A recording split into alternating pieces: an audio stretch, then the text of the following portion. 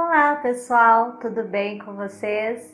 Eu sou a Miriam Navarro e a partir de hoje estarei compartilhando com vocês as minhas impressões de leitura sobre o livro História da Educação e da Pedagogia, Geral e Brasil, da Maria Lúcia de Arruda Aranha. Eu estava pensando em como o mundo está acelerado e no quanto a gente se preocupa com o futuro. Mas eu acho que às vezes é necessário olhar para o passado para compreender o presente e então planejar o futuro. Como professora, eu gosto muito de sempre revisitar os rudimentos da pedagogia, compreender todo o processo histórico que me constitui, e é por isso que eu resolvi ler e gravar um diário de leitura dessa obra. Eu gosto muito dessa escritora, a Maria Lúcia de Arruda Aranha.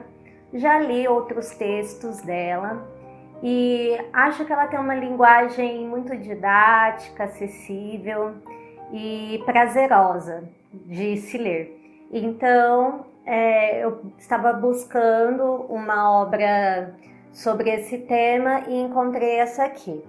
Infelizmente, essa edição já está esgotada. Eu só consegui encontrar o livro em um sebo aqui da minha cidade.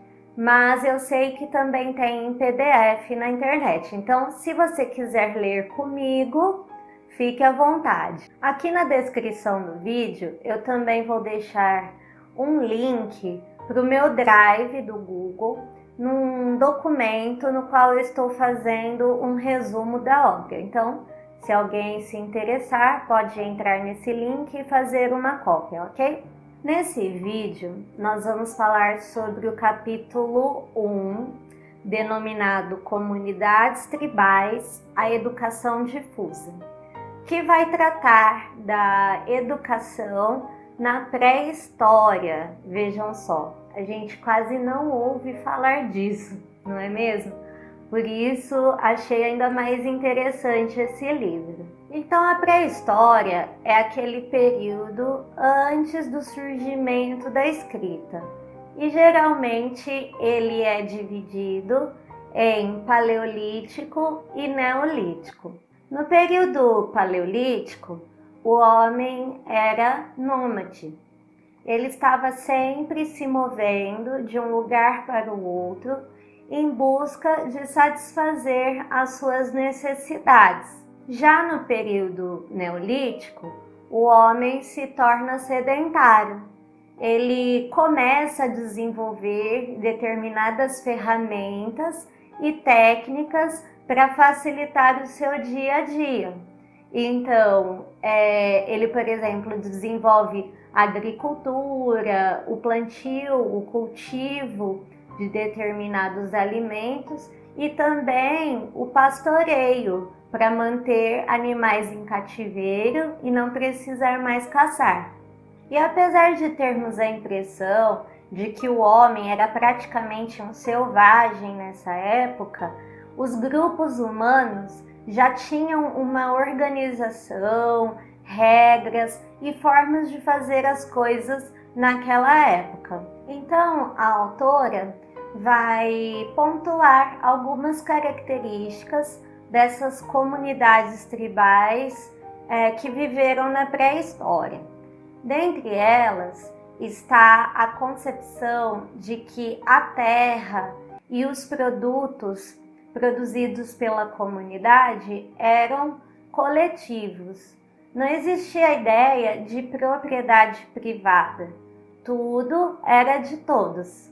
Assim também, como não existia uma hierarquia de poder ou divisão de classes, todas as pessoas tinham a mesma importância, inclusive a mulher, que não estava restrita ao âmbito doméstico, mas tinha várias funções sociais.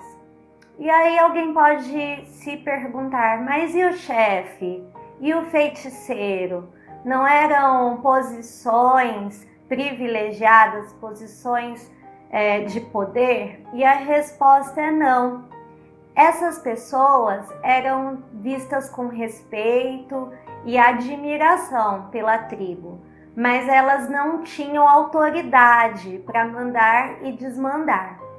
A autora escreve na página 35 o seguinte: o chefe é o porta-voz do desejo da comunidade como um todo, e nesse sentido não dá ordens, mesmo porque sabe que ninguém lhe obedecerá. Interessante, não é mesmo? Outra característica era que o sobrenatural fazia parte de todas as esferas da vida e não apenas da religião. Portanto, havia uma forte ligação entre o indivíduo e o divino. Eles transmitiam as histórias de seus ancestrais de forma oral para as novas gerações e mantinham também os rituais. O sagrado explicava o surgimento de todas as coisas e o porquê de todas as coisas.